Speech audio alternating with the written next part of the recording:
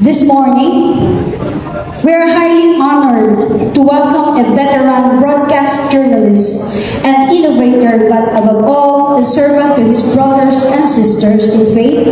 Indeed, it is a privilege to have with us Mr. Public Service himself and overall servant to the Members Church of God International or MCGI, Kuya Daniel Rasol.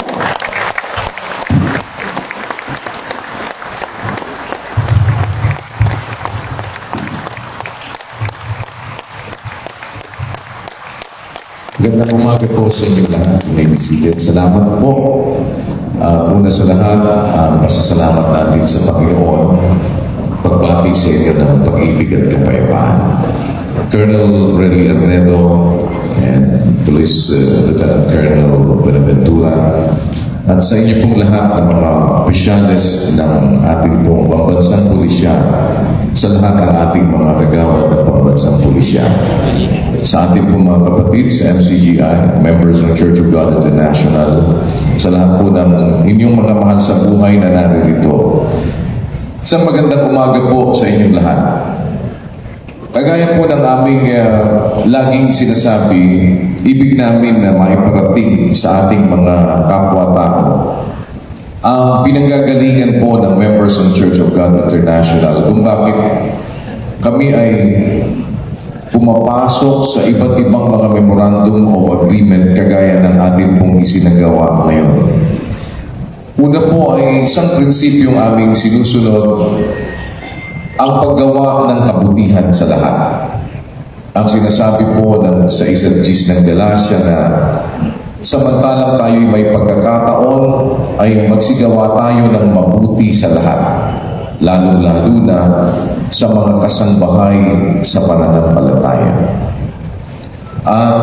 Ang sabi po ng 2035 ng Acts o ng gawa ng mga apostol, nagbigay halimbawa ako sa inyo sa lahat ng mga bagay na sa ganitong pagpapagal ay dapat kayong magsisaklolo sa mahihina at alalahanin ang mga salita ng Panginoong Hesus na siya rin ang may sabi, lalo pang mapalad ang magbigay kaysa tumanggap.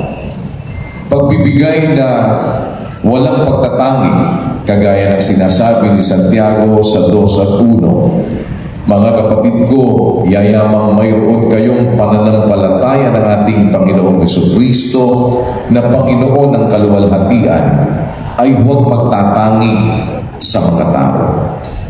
Ang esensya po ng tunay na relihiyon na aming pinaniniwalaan at itinataguyod ay ang sinasabi mismo sa banal na kasulatan sa 1:27 po ng Santiago, na ang dalisay na relihiyon at walang dungis sa harapan ng ating Diyos at Ama ay ito: dalawin ang mga ulila at mga babaeng bao sa kanilang kapighatian, pag-ingatang walang dungis ang kanyang sarili sa sanglibutan. Hindi po maaaring maialis sa isang ibig na gumawa ng kalooban ng Panginoon ang magsikap na gumawa ng kabutihan. Kaya sinasabi po sa Isaiah 1:17, matuto kayong magsigawa ng mabuti, inyong hanapin ang kahatulan, inyong saklolohan ang napipighati, inyong hatulan ang ulila, ipagsanggalan ninyo ang babaeng bago. Ang lahat po ng mga prinsipyong ito, kagaya ng sinasabi ng Kawikaan 19:17, kung tayo'y magbibigay, ang sabi, ang naaawa sa dukha ay nagpapautang sa Panginoon, at ang kanyang mabuting gawa ay babayaran sa kanya ulit. Hindi po namin kaya siguro na lahat ng mga tao sa buong mundo ay aming maabot. Subalit sa pamamagitan po ng aming pagsasakatuparan, ng aming pananampalatayang itinataguyod na gumawa ng kabutihan sa lahat ng walang pagtatangi, ay maaaring maging daan ito na mabuksan ang kaisipan ng marami nating mga kapwa-tao na sa anumang pagkakataon at mayroon tayong kakayahan na sumaklolo sa mahihina, ay ating ma-realize na tayo po ay mayroong pananagutan. Ang sabi po ng Santiago 4:17, at itong lahat ay mababasa ninyo kahit ano pa ang inyong Bibliang ginagamit, sa nakakaalam ng paggawa ng mabuti at hindi ginagawa, ito'y kasalanan sa Kanya. Bilang mga alagad ng batas, alam po natin, merong commission of crime. Meron din naman po na omission ng mga dapat na sana'y ginagawa, na kung alam natin yung mabuti at hindi natin ginagawa, ito'y nagiging kasalanan sa atin. Kaya po aming pinaniniwala ang isang obligasyon na kung kaya natin gawin ang mabuti, ang sabi po ng 13:27 ng Kawikaan, huwag mong ikait ang mabuti sa kinauukulan pagka nasa kapangyarihan ng iyong kamay na ito ay gawin. Kaya po kami nagpapasalamat una sa Panginoon at kagaya ng nasabi ko kanina sa ating pong mga opisyal ng ating pambansang pulisya dito sa Bulacan. Isang magandang opportunity po sa amin na kayo po ay aming mapagsilbihan. Nakita namin yung mga accomplishments din ninyo na ipinresent kanina ni Colonel Arnedo sa pag-abot sa ating mga kababayan dito sa Bulacan.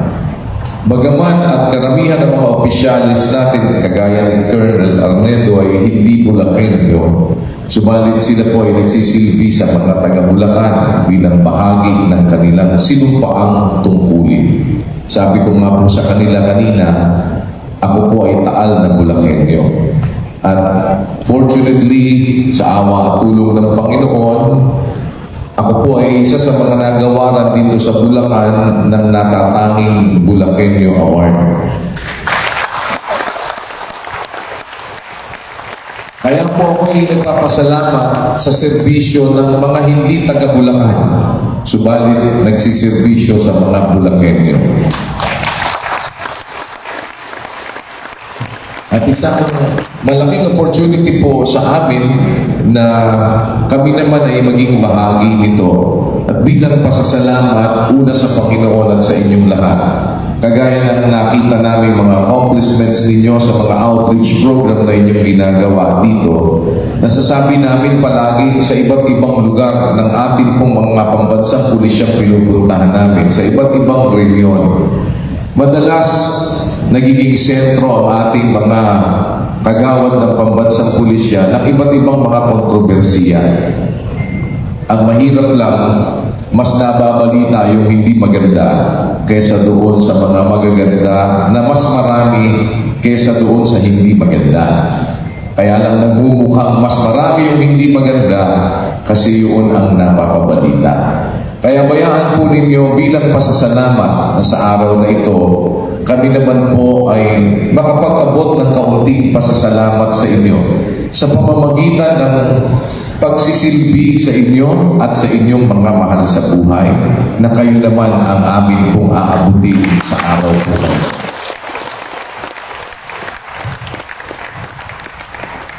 Isang medical mission, isang gift giving, at isang gawain po na idinededicate namin para sa ating mga kagawad ng pambansang pulisya sa kanilang mga mahal sa buhay. Kanina po ay binabanggit sa akin, initially ay mayroong mga supposed to be ball caps na ipapamigay sa inyo. Kaya lang, sabi nila sa akin, sabi ko, ilan ba yung request nila dito? Sabi sa akin ni Brother Danny, 200. Pero initially, ay nandyan yung kanilang dala. Sabi ko, i-fulfill ninyo yung 200 para sa kanila. Sa tulong at awa po ng Panginoon, kagaya ng kanina initial na napag-usapan namin ni Colonel Magneto at ng ating mga opisyalis dito po sa Bulacan, yung inyong mga kahilingan para po sa bayan ng Bulacan. Sa tulong at awa po ng Panginoon, yun ay ibig naming maisagawa sa lalong madaling panahon. At makakaasa po kayo na ang members ng Church of God International, alongside with the UNTV, sa anumang paraan po kami ay makakapagsilbi sa inyo, regardless ng inyong pong religious affiliation, regardless ng inyong pong wika, ng inyong lahi. Ang MCGI po ay nakabukas. Anumang paraan kami po ay mayroong maipaglilingkod. Yan po ay prinsipyong daladala ng MCGI. At kagaya po ng aking sinabi kanina sa ating mga opisyalis, ang lehitimo po na miyembro ng MCGI ay hindi magiging sakit ng ulo ng lipunan.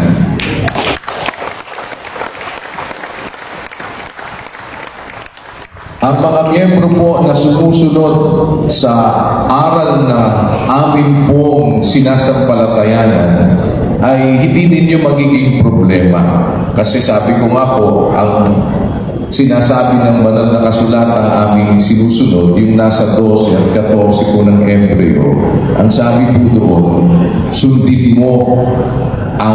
sundin ninyo ang kapayapaan sa lahat ng mga tao at ang pagpapakabanal, na kung wala ito'y sino man ay di makakakita sa Panginoon. Kaya po isa sa aming sinisikap na i-advocate ay ang kapayapaan. Dahil alam namin kung hindi namin ito gagawin, yung sinasabi po ng mga salita ng Diyos sa Biblia, pag hindi mo sinunod ang kapayapaan at yung pagpapakabanal, hindi mo makikita ang Panginoon. Iba ang makikita mo. Iba ang mamimit mo pagkatapos ng ating buhay sa mundong ito. Kaya po, kung mayroon kayo magiging problema sa ibang mga miyembro ng MCGI, ang amin pong tanggapan ay nakabukas para sa inyo. At yun po ay aming ginagawa ng aksyon.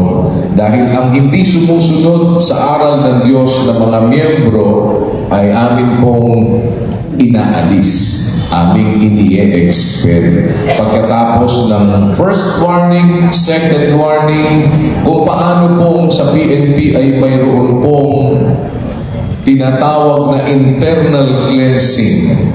Sa amin po, yung mga ayaw sumunod sa kabutihan ay hindi namin itinuturing na mga kasama at kabahagi ng mga nag-a-advocate ng pagsunod sa salita ng Diyos. Sa 6:2 ng Galacia, amin pong sinusundan ang pagtutulong-tulong. Magtulong-tulong kayo sa pagdadala ng pasanin ng isa't isa. Sa gayon ninyo matutupad ang kautusan ni Kristo.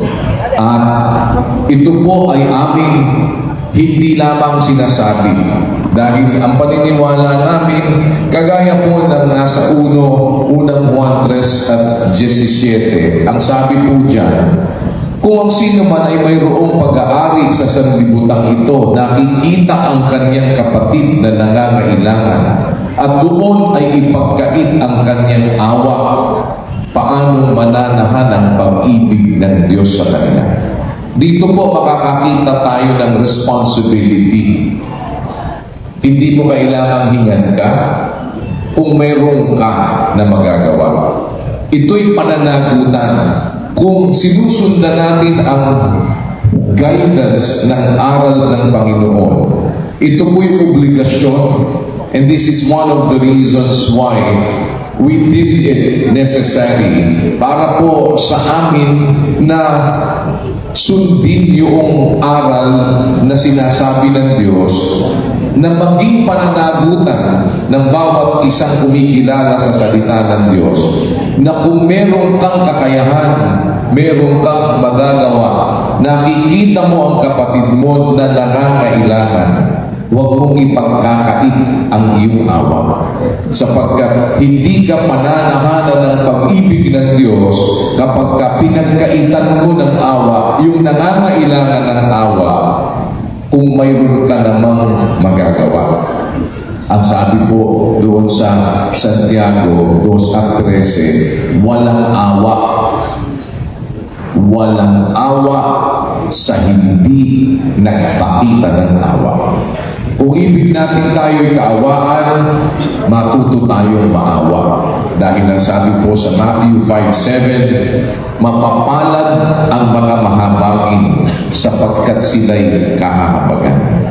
Sa isang paraan ng ating buhay, kailangan natin ng awa ng Diyos. No matter how hard we try, sino ang wika sa inyo ang sa kanyang pagkabalisa ay makapagdadagdag ng isang siko sa sukat ng kanyang buhay. Wala tayong magagawa pagka tayo ay gusto ng pagpahingahin ng Diyos. Lalo na po sa mga kagawad ng pambansang pulisya, lagi pong nasa bingit ng kamatayan ng ating mga buhay. Sa pagtupad ng ating tungkulin, higit sa lahat, kailangan natin ang awa ng Panginoon, sapagkat siya ang naghahawak ng ating buhay. Hindi natin madadagdagan. Kung may pera ka, meron kang kayamanan. Tingnan ninyo si Steve Jobs, mayaman. At ang iba pang mga kilalang mga taong mayroon talagang sapat na kakayahan para magpagamot, bumili ng gamot, pero walang nagagawa yung kanilang kayamanan kapag sila ay pagpapahingahin ng Panginoon. Kaya po, sa awa ng Diyos, minsan makakahilig ka dahil nakikita mong hindi ka pa handa para sa mga anak mo, meron ka pang pamilya na umaasa sa iyo. Nauusal natin, Panginoon, maawa ka po sa amin. Kaya po, ang pagliligtas ng Diyos ay napakahalaga. Hindi baling tayo ay mawala na ng lahat ng mga bagay, huwag ka lang mawawala ng Diyos. Kaya isang panahon ng aking buhay, isa po sa mga nasabi ko, nung ako'y pinapapili between my faith and my career. Alam niyo po kung ano ang sinabi ko noon sa kanila. I would rather lose my job and my career than to lose my faith and my God.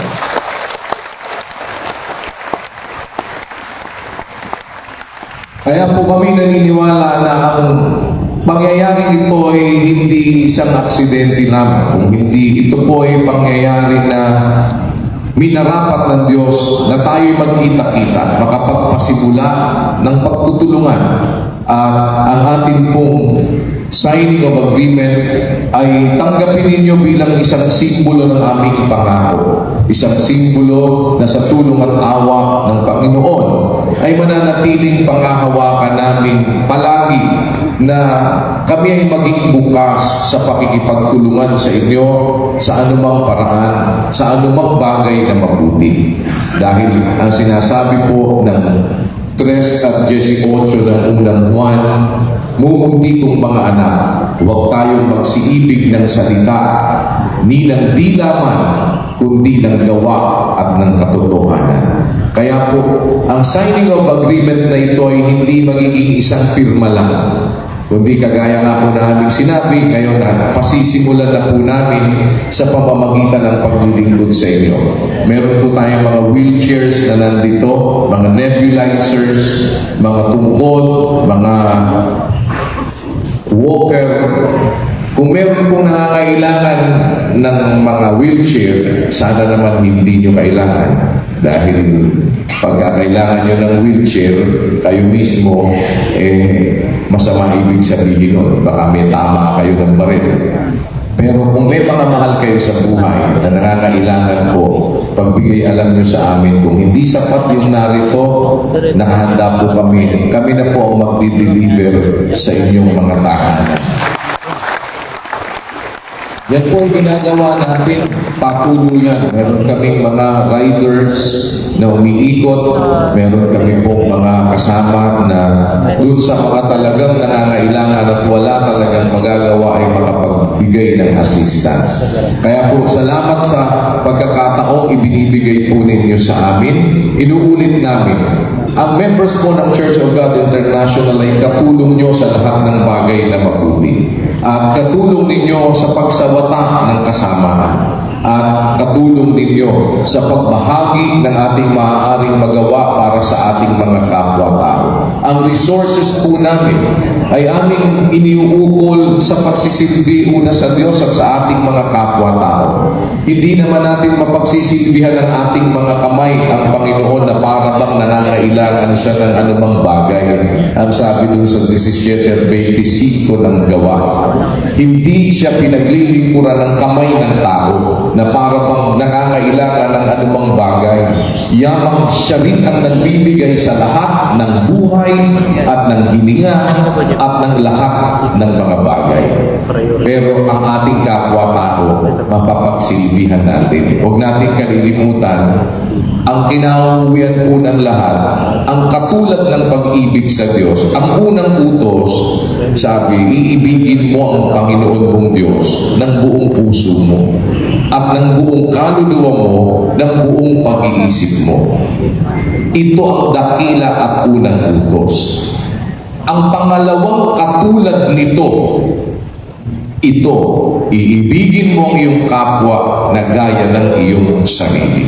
Kung ang Diyos po hindi natin mapaglilingkuran ng kamay natin na para bang may kailangan siya sa atin, hindi naman niya kailangan ng wheelchair. Pero yung kapwa-tao natin, meron silang pangangailangan. At yun ang katulad ng pag-ibig sa Diyos. Yung pag-ibig sa ating kapwa-tao. Salamat po na ngayong araw na ito ay makapagpapasimula tayo. Karangalan sa amin na kami mabigyan po ng pagkakataon na makapagsilbi sa inyo. At bilang isang taal na Bulakenyo, muli po ang aming pasasalamat sa paglilingkod ninyo kahit hindi kayo mga taga-Bulacan, sa pagsisilbi ninyo sa aming mga kababayan dito sa Bulacan. Bayaan ninyong ito ang maging pasimula sa tulong ng Panginoon ng ating pong higit na pagtutulong-tulong upang makapaglingkuran tayo sa isa't isa sa pamamagitan ng amin pong maliit na magagawa, maging maliit na kasangkapan ng MCGI para po makarating ang kabutihan ng Panginoon sa inyong lahat. Maraming salamat po for this opportunity. May God bless us all. Magandang umaga po sa inyo lahat. Honorable Florida Diaz Rizal.